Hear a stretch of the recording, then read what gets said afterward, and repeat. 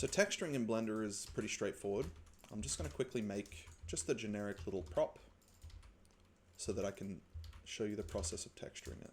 So let's say that we've got this, you know, rock pillar sort of thing for our video game, and we want to give it like a rock sort of texture, right?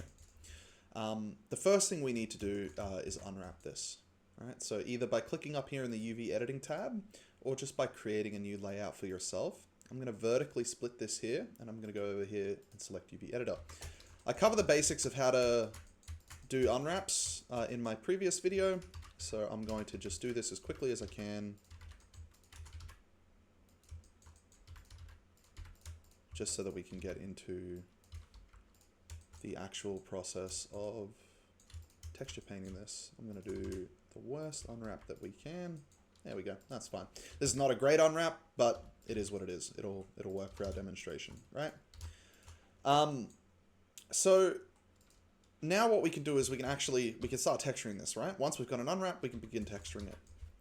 So I'm going to split this window again horizontally, and I'm going to leave this one up here on unwrap for now. I'm going to move this one over to the image editor. And we have this little button here, view. We can change from view to paint here. So this is going to come in important later. And in both the UV window and the image editing window, we have this button here, new. This is going to create a new image, a new texture for Blender to work with. I'm going to call it T_pillar_base color, right? Give it some width, you know, that makes sense. 1024 is fine. You could leave it as black if you wanted, or you could give it sort of a mid-tone gray. And if you want, you can also use like UV grids and stuff if you're just like prototyping. Okay. So I'm going to create my new image. This is my new texture, right? Firstly, before I do anything, I'm going to go image, and then I'm going to go save as, and I'm just going to save this onto my hard drive. Okay.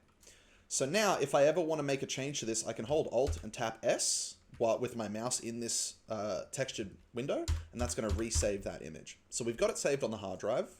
We've got it set up in Blender. What about painting, right? So if I switch over from view to paint, and I press N to bring up the little tool menu, I can scroll down here and just pick a new color.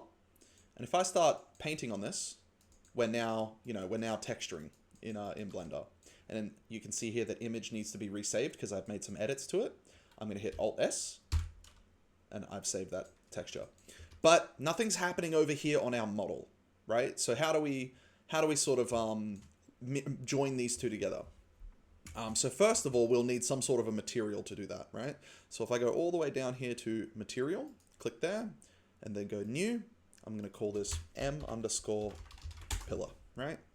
And then for the base color of the material, I want to click down here, and I can assign, instead of a color being what this material renders with, I can instead use a texture. So let me just find texture in here. Where are we? Image texture. And then what I can do from this image texture area, I've got three buttons here. I've got open, which is, you know, sort of to bring in a new texture from outside of Blender. I've got new, which is largely the exact same process here. And I've got this little drop down button, which is show me all of the existing textures that are already loaded into Blender. So I'm going to click this button here, this little drop down, and I'm going to select pillar base color. So now we've got a texture, we've assigned a material, and we're using that texture in the material. Now we need to press Z to change the rendered viewport mode and swap this into something where the texture will actually render. In solid, the texture won't render. In material preview, it will render. So the interesting thing here is that if I'm in my UV editing here by hitting tab, I can actually overlay my UVs on my texture. And you can kind of see here, they show up in our texture paint window as well. So if I wanted, I can actually start sort of painting within the lines almost. And that's going to match my model up here, or it should do. This is why we typically make sure to lay our UVs out in a way that makes sense. Do you see how if I'm painting there, it's actually showing up there? Right? So that's one way of doing it. We can also paint directly in the viewport. If I hit Control Tab and go to Texture Paint, this now puts my 3D view in the texture painting sort of mode. And now this is a little bit easier because I can paint directly on the model. And it's going to sort of use our unwrap to map the details back into two-dimensional space. So I could go through and paint, and, you know, maybe you don't want to be using pink to paint everything, right? You might want to use, like, you know, some different colors, and you can just paint like so.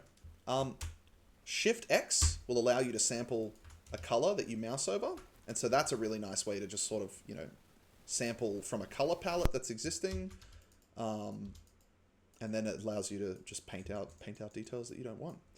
So this is like the simplest possible explanation to texture painting in Blender.